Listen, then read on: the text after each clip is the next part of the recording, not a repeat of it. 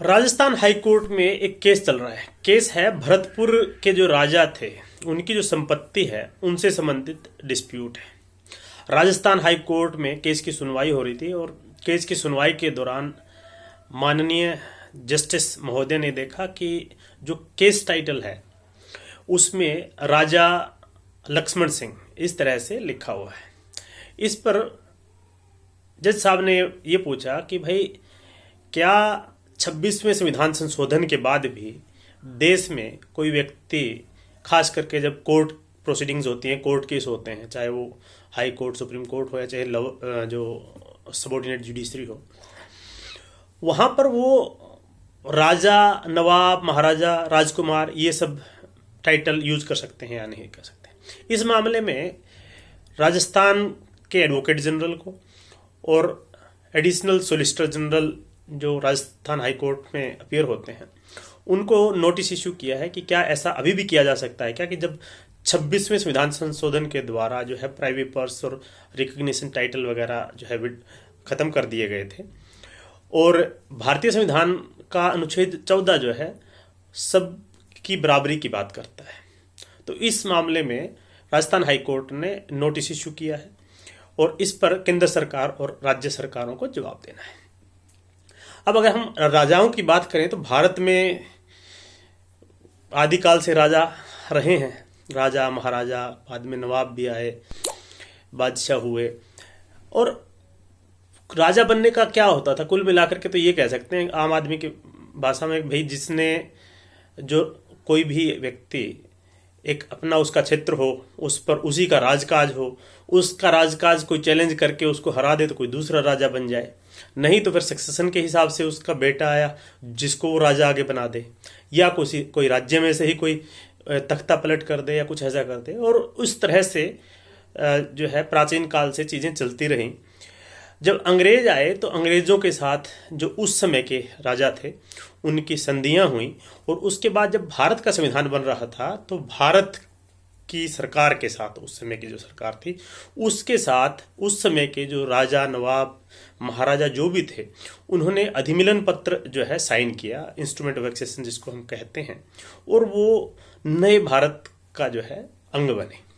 उनको भी इस तरह की कुछ प्रिविलेज दी गई क्योंकि वो पहले जो राजा के रूप में जो बेनिफिट लेते थे, जो उनके रिकग्निशन थे, टाइटल थे, जो प्रिविलेज थी, उस हिसाब से नए भारत में भी दो तरह के जो है नागरिक भारत में बने, एक आम नागरिक और एक राजा हुए। तो उसके लिए भारतीय संविधान के अनुच्छेद 291 में और 362 में प्रोविज़न दिए गए थे। उनको सालाना या मंथली कहिए जो है प्रीवी पर्स के रूप में, एक खर्चे के रूप में अमाउंट मिलती थी सरकार की तरफ से, और भी प्रिविलेजेस मिलते थे। इंदिरा गांधी की जब सरकार आई तो 1970 में क्या हुआ कि सरकार ने एक संविधान संशोधन के द्वारा जो है राजाओं की जो रिकग्निशन थी या प्रीवी पर्स था उसको ख़त्म करने की कोशिश की, लेकिन पार्लियामेंट में वो बिल पास नहीं हो पाया। उसके बाद राष्ट्रपति के द्वारा जो है एक प्रेसिडेंशियल ऑर्डर इशू करके उसको, जो राजाओं की जो रिकग्निशन टाइटल थे उसको ख़त्म कर दिया गया। उसको Madhavrao Scindia versus union of India के केस में, जिसमें 6-7 अलग अलग जो उस समय के राजा महाराजा थे, उन्होंने सुप्रीम कोर्ट में चैलेंज किया और सुप्रीम कोर्ट ने उस समय कहा कि इस तरह से प्रेसिडेंशियल ऑर्डर के द्वारा राष्ट्रपति जो संविधान है, संविधान के प्रोविजंस को हटाया नहीं जा सकता है। और सुप्रीम कोर्ट ने जो राजा थे, जो प्रीवी पर्स था, उसको रिस्टोर कर दिया। उसके एक साल बाद यानी कि 1971 में इंदिरा गांधी की ही सरकार थी, 26वां संविधान संशोधन लाया गया और 26वें संविधान संशोधन के द्वारा जो है प्रीवी पर्स और जो राजाओं के रिकग्निशन टाइटल वगैरह प्रिविलेज जो भी थी उसको ख़त्म कर दिया गया। तो जब वो ख़त्म हो गया तो उस समय वो फिर से चैलेंज किया गया। तो उस समय जब केशवानंद भारती जो केस था उसमें सैकड़ों पिटीशंस थी और उसमें एक पिटीशन जो है 26वें संविधान संशोधन को चैलेंज करते हुए भी थी, जिसका नाम Shri Raghunath Rao Ganpat Rao versus union of India का केस था। सुप्रीम कोर्ट ने उस समय 1973 में जब केशवानंद भारती का केस सुना तो 4 अलग अलग संविधान संशोधन उसमें अंडर चैलेंज थे और भी बहुत सी बातें थी। तो बाकी सबका जवाब तो केशवानंद भारती के केस में दे दिया गया, लेकिन जो 26वें संविधान संशोधन की बात थी वो उस समय कहा गया कि एक अप्रोप्रिएट कॉन्स्टिट्यूशन बेंच इस मामले में अपना निर्णय समय आने पर दे देगी, जब भी चीफ जस्टिस ऐसी जो बेंच है कॉन्स्टिट्यूट करेंगे। उसके बाद लंबे समय तक कुछ नहीं हुआ और 1993 में, फरवरी 1993 में Shri Raghunath Rao Ganpat Rao versus union of India के केस की सुनवाई हुई और उसके बाद जो है फरवरी 1993 में इसका डिसीजन आया। इसमें जो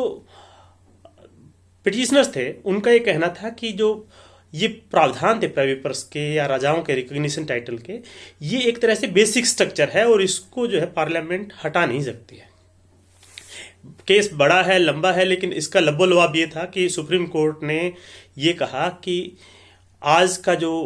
परिवेश है उसमें इगैलिटेरियन सोसाइटी यानी कि समता वाली सोसाइटी, एक जैसे लोग, एक ही जैसा उनका मतलब उनके रिकग्निशन हो, उनके राइट्स हों, वैसी सोसाइटी की ज़रूरत है। और भारत के लोगों ने पार्लियामेंट को मैंडेट दिया है ये करने के लिए और पार्लियामेंट ने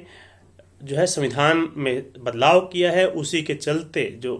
भारतीय संविधान का अनुच्छेद 291 और 362 खत्म किया गया है, 363A उसमें ऐड किया गया है और उसी के तहत जो है प्रीवी पर्स को ख़त्म किया गया है और राजाओं के जो टाइटल, प्रिविलेज और रिकग्निशन था उसको ख़त्म किया गया है। अब जो है भारत में एक ही तरह के सिटीजन्स रहेंगे। तो ये हुआ था 1993 में। 26वें संविधान संशोधन को सुप्रीम कोर्ट की भी मोहर लग गई। उसके बाद से जो है पूरी तरह से मामला ख़त्म हो गया। लेकिन आज अभी कुछ दिन पहले राजस्थान हाई कोर्ट में जो भरतपुर के राजा की जो संपत्ति थी उसका जो है संपत्ति का डिस्प्यूट चल रहा है, उसी के चलते मामला सामने आया कि क्या अब भी राजा, महाराजा या नवाब टाइटल यूज किया जा सकता है या नहीं किया जा सकता। पर्सनल लेवल पे कोई भी करे तो लोगों के नाम भी होते हैं, वो कोई इशू नहीं है, लेकिन जब कोर्ट प्रोसीडिंग्स में आप अपना नाम डालते हैं तो उसमें राजा, महाराजा, नवाब, राजकुमार ऐसा आप कर सकते हैं या नहीं, ये क्वेश्चन अब जो राजस्थान हाई कोर्ट ने केंद्र सरकार और राज्य सरकार से पूछा है। तो ये था आज का एक संविधान के बारे में और सुप्रीम कोर्ट के 2 केसेस के बारे में। नमस्कार, धन्यवाद।